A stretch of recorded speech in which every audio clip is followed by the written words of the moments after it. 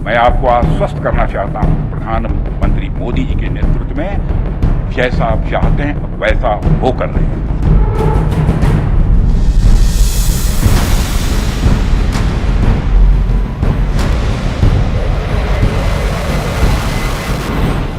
ना इधर ना उधर, सीधे मुद्दे पर नजर। और क्या है आज की खबर, आप देखना शुरू कर चुके हैं न्यूज़ 18 आपके पुनीत के साथ। तो बीते महीने 22 अप्रैल को पहलगाम में दहशतगर्दों ने बेकसूर निहत्थे 26 पर्यटकों की धर्म पूछकर जान ले ली थी। तब से पूरा हिंदुस्तान बदले की आग में उबल रहा कि कब सरकार इन लोगों की हत्या का बदला आतंकियों और उनके आकाओं से लेगी। हालांकि हमले के बाद भारत सरकार ने पाकिस्तान पर कई तरीकों से कार्रवाई की, लेकिन अभी तक किसी भी सैन्य एक्शन की खबर नहीं है। लोग सवाल यही कर रहे हैं कि आखिर ये होगा कब। लेकिन इस बात से तो आप भी इत्तेफाक रखेंगे कि जब लक्ष्य बड़ा रखा गया हो तो उसे हासिल करने में वक्त लगता है। और तारीफ इस बात में नहीं कि आप क्या हासिल करने जा रहे हैं, सच्ची कामयाबी तब है जब आप अपने लक्ष्य को हासिल कर लें। और यकीन मानिए कि 100% ये बात बिल्कुल सच होने वाली है कि लक्ष्य हासिल होगा। कम शब्दों में देश के रक्षा मंत्री राजनाथ सिंह ने जो हर हिंदुस्तानी के लिए संदेश दिया है, वो बताने के लिए काफी है कि जो होगा उसे होना ही है और समय पर ही होना है। जैसा आप चाहते हैं वैसा वो कर रहे हैं। गुस्से में लाल हिंदुस्तान के हर बाशिंदा बस यही कह रहा है कि पाकिस्तान से बदला लेने का यही सही वक्त है। हमला करने के लिए, पाकिस्तान को सबक सिखाने के लिए कोई कदम उठाया जाना चाहिए। तो कोई ये कह रहा है कि पीओके हमारा है। लेकिन इस बीच जैसे जैसे हमले और एक्शन के बीच का वक्त लंबा और लंबा होता जा रहा है, पाकिस्तान में भीषण खलबली मची हुई है। कभी सरहद के उस पार से तैयारी की खबर आती है, तो कभी पाकिस्तान की सियासत में बैठा कोई शख्स बयान देता है कि हमने भी चूड़ियां नहीं पहनी, एक्ट ऑफ वॉर कहकर बदला लेने की धमकी तक दी जाती है। तो कभी बिलावल भुट्टो सिंध की दरिया को खून से लाल करने और एटमी बम के इस्तेमाल की गीदड़ भभकी देते हैं। लेकिन अब एक एक करके पाकिस्तानी सेना के झूठे दावों की भी पोल खुल रही है। दरअसल पाकिस्तान ने उल्टा हिंदुस्तान पर यह इल्जाम लगाया था कि भारत पाकिस्तान में दहशतगर्दी फैला रहा है। और हैरानी की बात यह है कि पाकिस्तान ने यह कहकर बाकायदा पूरी दुनिया के सामने सबूत रख दिए कि कोई भी इनकी जांच करा ले। लेकिन पाकिस्तान में बैठे दहशत के आकाओं की सबूतों के नाम पर झूठी कहानी ने खुद उनकी ही पोल दुनिया के सामने खोल दी और फसीहत भी करा दी। कैसे, आपको हम विस्तार से बताएंगे, लेकिन उससे पहले, एक्शन होने से पहले ही खौफ में बौखलाए पाकिस्तान की तरफ से एक और बयान की बात करते हैं। यह बयान पाकिस्तान से नहीं बल्कि रूस के मॉस्को से दिया गया, लेकिन पाकिस्तानी की तरफ से दिया गया। यहां पर पाकिस्तान के राजदूत ने भारत के खिलाफ एटम बम यानी कि परमाणु हथियार का इस्तेमाल करने तक की बात कह डाली। पाकिस्तान की तरफ से अभी तक परमाणु धमकी देने वाले लोगों में नेता और रिटायर्ड अधिकारी शामिल रहे, लेकिन पिछले कुछ सालों में यह पहली बार है जब किसी शीर्ष डिप्लोमेट की तरफ से परमाणु हमले की धमकी दी गई हो, वो भी रूस में बैठकर। रूस में पाकिस्तान के राजदूत ने चेतावनी दी कि अगर भारत ने उस पर हमला किया या नई दिल्ली ने पाकिस्तान की जल आपूर्ति को बाधित की, तो इस्लामाबाद पूरे सैन्य शस्त्रागार का इस्तेमाल कर सकता है, जिसमें परमाणु हथियार भी शामिल हैं। मॉस्को में पाकिस्तान के राजनायक मोहम्मद खालिद जमाली ने कहा कि इस्लामाबाद के पास विश्वसनीय खुफिया जानकारी है जो ये बता रही है कि भारत पाकिस्तान के इलाके पर सैन्य हमले की प्लानिंग कर रहा है। मॉस्को में पाकिस्तान के राजदूत ने गीदड़ भभकी देते हुए कहा कि कुछ दस्तावेज लीक हुए हैं जिसके मुताबिक पाकिस्तान के कुछ इलाकों पर हमला करने का फैसला लिया गया है। उन्होंने यह भी कहा कि इसलिए हमें लगता है कि ऐसा होने वाला है और यह निश्चित है। इससे पहले आपको याद होगा कि लंदन में पाकिस्तान उच्चायोग में सेना और वायुसेना के सलाहकार कर्नल तैमूर राहत ने पहलगाम हमले के खिलाफ प्रदर्शन कर रहे भारतीय लोगों को मारने की धमकी दी थी।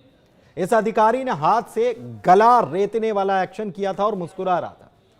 इस अधिकारी ने अपने हाथों में भारतीय एयरफोर्स के ग्रुप कैप्टन अभिनंदन का पोस्टर पकड़ रखा था, जिन्हें फरवरी 2019 में पाकिस्तानी सेना ने बंदी बनाया था। बाद में छोड़ भी दिया था, वो ये भूल गए। लेकिन इस पर लिखा था कि चाय इज फैंटास्टिक, यानी कि चाय कमाल की है। आइए अब पाकिस्तान के झूठ का पर्दाफाश कैसे हुआ इसे बता देते हैं।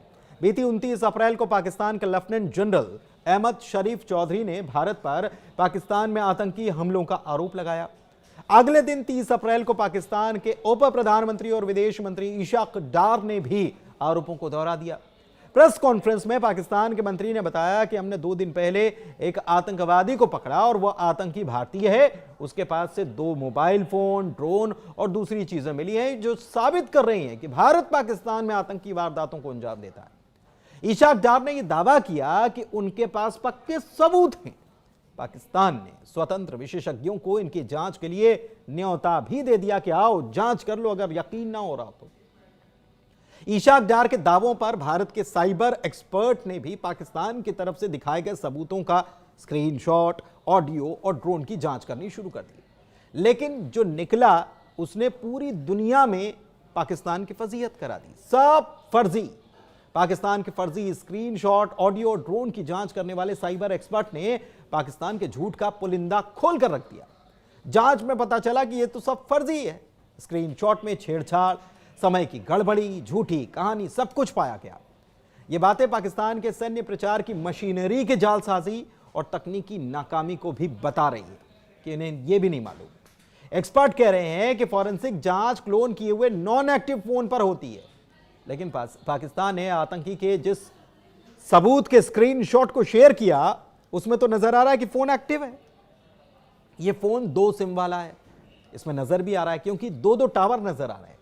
स्क्रीनशॉट में दिख रहा है कि दोनों सिमों में नेटवर्क कनेक्शन बना हुआ है। पाकिस्तान के फर्जी दावों की एक और बड़ी सच्चाई स्क्रीनशॉट से सामने आई।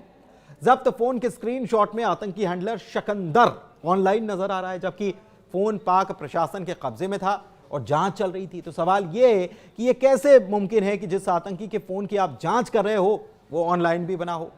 एक्सपर्ट यह भी बता रहे हैं कि जांच के दौरान फोन एयरप्लेन मोड पर होना चाहिए था, लेकिन इसमें दिख रहा है कि फोन ऑनलाइन है। नेटवर्क भी दिख रहा है। कहा जा रहा है कि ऑनलाइन जैसे स्टेटस अपडेट के लिए कनेक्शन की जरूरत होती है। पाकिस्तान के द्वारा दिखाए गए सबूतों में एक ड्रोन भी बताया गया, जिसके बारे में पाकिस्तान ने दावा किया कि ड्रोन आतंकी के घर से पकड़ा गया, लेकिन जो तस्वीर दिखाई गई उसमें ड्रोन किसी खेत में दिख रहा है। पाकिस्तान का दावा यह भी कि आतंकी के घर से भारतीय ड्रोन बरामद हुआ, लेकिन असल में जब रिवर्स इमेज की गई, इसका इस्तेमाल किया गया इस टेक्नोलॉजी का, तो यह ड्रोन तो चीनी निकला, DJI मॉडल का निकला। पाकिस्तान का यह भी दावा कि कथित भारतीय अफसर हिंदी और पंजाबी में बात कर रहा था, लेकिन जब जांच हुई तो यह भी पता चल गया कि अलग अलग लोगों की इसमें आवाजें डाली गई। पाकिस्तान का यह दावा कि उसके पास भारतीय फौजी अफसर का नाम है, लेकिन असल बात यह है कि उनके पास ना तो कोई फोन नंबर है, ना कोई मेटा डेटा है, ISP लॉग, कॉन्ट्रैक्ट ट्रेल तक उनके पास कोई उपलब्ध नहीं है कि आपस में बातचीत जो हुई तो किससे कांटेक्ट किया, ये कुछ भी नहीं है। उधर पाकिस्तान के साथ सिंधु जल समझौता तोड़ने के बाद वहां पर तिलमिलाहट साफ नजर आ रही है। पाकिस्तान के रक्षा मंत्री ने तो यह तक कह दिया कि अगर भारत सिंधु नदी के पानी को मोड़ने के लिए कोई बांध बनाने की तैयारी करेगा तो पाकिस्तान उसके ऊपर अटैक जरूर करेगा। दूसरी तरफ पाकिस्तानी राष्ट्रपति ने नेशनल असेंबली का स्पेशल सेशन सोमवार को बुला लिया है, खास सेशन, और इस बैठक का मुख्य मुद्दा भारत की तरफ से सिंधु जल समझौता या संधि जो है इंडस वाटर ट्रीटी के सस्पेंशन को लेकर रहने वाला है।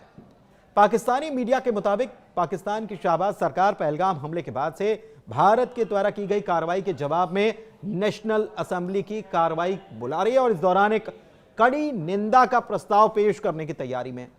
उधर भारत में जमीयत उलेमाए हिंद ने पहलगाम हमले की निंदा की है और इसके खिलाफ एक प्रस्ताव पास किया है और कहा है कि आतंकियों पर एक्शन होना ही चाहिए और उसके ऊपर कड़ी कार्रवाई होना चाहिए। लेकिन आपको बता दें, इस बीच पाकिस्तान की तरफ से लगातार सीज फायर का उल्लंघन किया जा रहा है और अब तक 10 बार ऐसा हो चुका है पहलगाम अटैक के बाद कि पाकिस्तान सीज फायर का उल्लंघन कर रहा है, लेकिन हमारे भारतीय फौज जो है वो उसका माकूल सटीक जवाब भी उसी अंदाज में दे रही है। धन्यवाद।